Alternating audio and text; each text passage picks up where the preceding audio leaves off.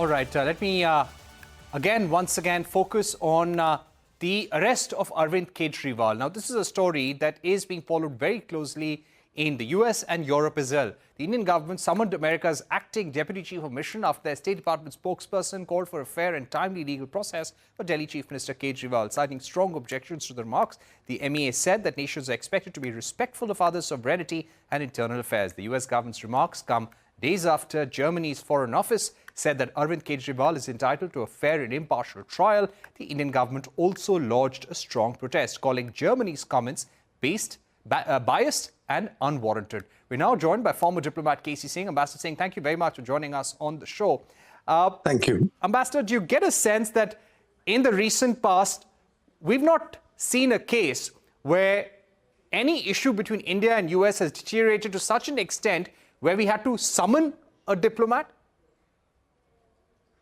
Look, the whole democracy thing, President Biden came in saying he'll have a summit of democracies. So democracy is an issue on which the Democrats in America have been placing emphasis, unlike the predecessor Trump or the Republicans. But he got distracted by the Ukraine war and now what is happening in Gaza.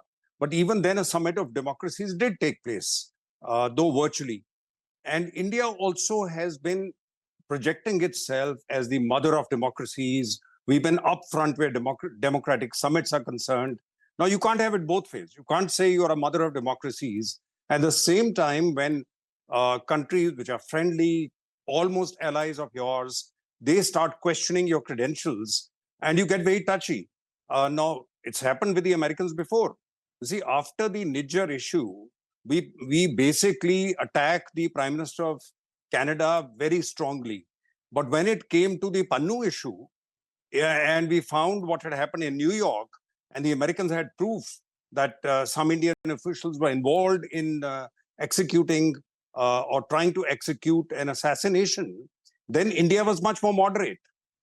In fact, recent reports are indicating that probably India is saying that some rogue officials had done it, which means you're not denying it. You're not basically saying that this did not happen, as in the case of Canada.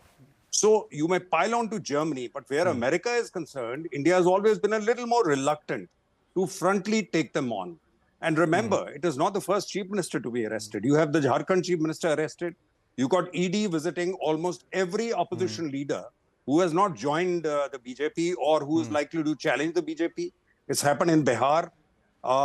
You find leaders, as was being pointed out in the program just before this, who have joined the BJP. There the ED stops following the trail. But where you are still opposing them, ED follows the trail. And then came the electoral bonds, where there's a whole listing to show that maybe the ED raids are connected to bonds being bought and bonds being given to different parties, whether opposition parties or the ruling party at the center. All this is being watched by the countries abroad. So to say that, they just turn a deaf ear to it, at the same time we keep claiming we are the mother of all democracies, it will not work. It is true because of China. The Americans will give you a very long rope. Ambassador K.C. They've given us a very long rope. You drew a very important comparison. You said we took the Canadian Prime Minister head on.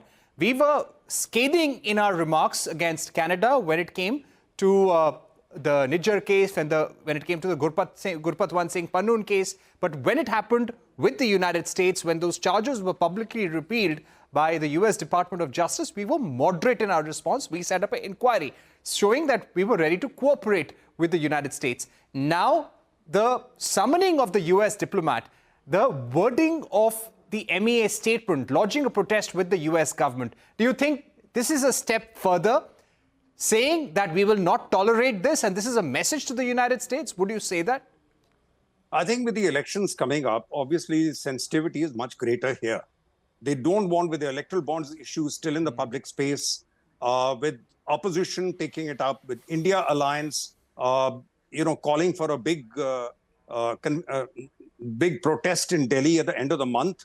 What the BJP government does not want is for this issue to be receiving any support from abroad. And they realize that if this resonates there, then it helps the opposition in India, and the election process has started. And it's about to, even the polling will start in a few weeks. Therefore, the moment is much more specific. The government is much more sensitive. But at the same time, to imagine that we can ignore it or we can browbeat the Americans, we don't know. Biden may get another term. He may win again. Yes, largely India will get a long rope because they don't want to break their relationship with India on this. But this will continue to be an irritant.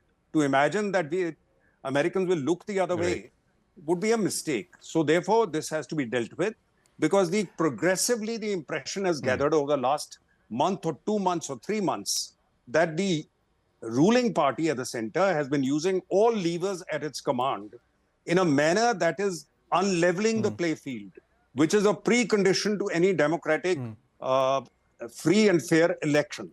And therefore, if India has to be different from China, India has to be different from... Right. You're right. We are positioning ourselves as the alternative to China in the diversification strategy with companies and nations.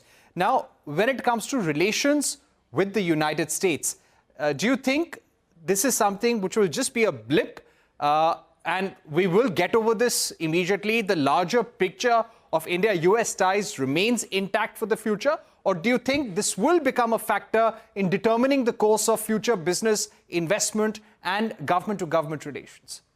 I think so far they're only giving a public signal that, for India to be respected, it's one thing to be a friend, it's one thing to be an ally. America has had all kinds of allies, including military dictatorships.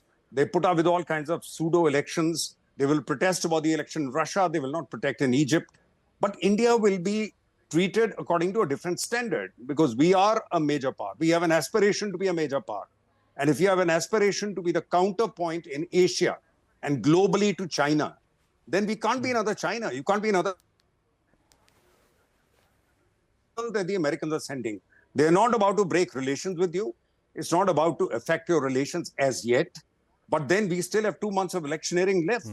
We don't know what follows. I think they are signaling that, hey, guys, get your act together. Please don't allow this kind of a public perception to spread that the level playing field has been unleveled and India is not about to conduct a free and fair election. Right. Finally, in the days to come, as we've not heard the last of the story, and as Arvind Kejriwal's wife had stated earlier, he is going to make some explosive revelations in court tomorrow. So this case may drag on for the next few days. And this will be India Alliance's major campaign pitch against the NDA. The arrest and misuse of investigating agencies, as they have been speaking about in their campaigns for several months now. So we could possibly get more international attention as a result. How should the government respond to this during the election campaign? Is it best not to respond, or you are forced to counter it as and when such remarks are made? They've already senior American diplomat, you're already responding and saying, keep out of her business. This is not any of your business. By the same time, opposition is both entitled and probably justified in taking up this issue. And this will be something they'll take to the people of India and let them decide whether they think, it's a free and fair election and whether their hands are being tied. You have the largest opposition party with its accounts frozen. There's other report that even a bigger penalty may be imposed on them. So therefore, you are financially tying down their hands. And at the same time, you're picking up people, you're starting cases, you're even starting against Thakre's assistant and so on and so forth. So there's no one who's spared. Essentially, using the agency they're going after, the main opposition leaders who are likely to challenge the government, particularly in states which are crucial to the election, which is Bihar and Maharashtra, where BJP last time out of 88 seats with their allies had won 80. So how do you reach 300 or how do you certainly reach 370 if you can't repeat your performance in Bihar and Maharashtra? So very clearly, there are things being done. I think what the Americans are saying is, please not only claim that you're a democracy, but behave like one.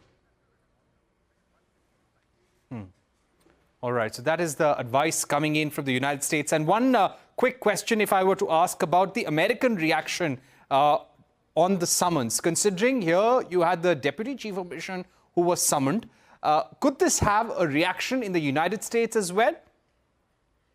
No, I don't think the State Department will factor this in? Look, we probably at the moment don't even have an ambassador. The Indian ambassador to that place has already come back and joined BJP and is likely to fight from Amritsar. So at the moment, we probably have a CDA. But they made a public statement. Normally, you call in a diplomat when you want to quietly take up an event with a particular country. But in this case, they made a public statement. So if the State Department spokesman has spoken, there's nothing more to be conveyed to the Indian CDA. So they would have only had their DCM respond to the Ministry of External Affairs. We might see something leaked later on what the DCM had to tell the External Affairs Ministry. Absolutely. Thank you very much, Ambassador K.C. Singh, for joining us and putting the ramifications of this story in perspective for our viewers. So America, in a way, telling its friend and ally, India, to work as a democracy, act as a democracy, and India saying, please do not tell us how to behave. Thank you very much for joining us. That's all we have time for on News Center. Goodbye and thanks for watching.